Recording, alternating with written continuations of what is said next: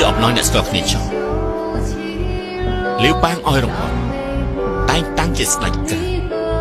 ត្រូវការក្បាលរបស់យើងឯងនឹងយើងជាអ្នកស្រុកហើយជាអ្នកស្គាល់គ្នាទៀតអញ្ចឹងឲ្យអ្នកស្គាល់គ្នាយកក្បាលរបស់យើងទៅទទួលរង្វាន់ចុះតែត្រូវចាប់ទុកកុំភ្លេចសាំងអ៊ីមុនស្លាប់នឹងស្លាប់ហើយមិនទម្លាក់អាវុធចុកឡើយលាវបាងឲ្យឯងសាងសង់វិហារមហាហាននៅលើភ្នូសាំងអ៊ីយើងសងពិភពសន្តិភាពឲ្យក្រោមវិញ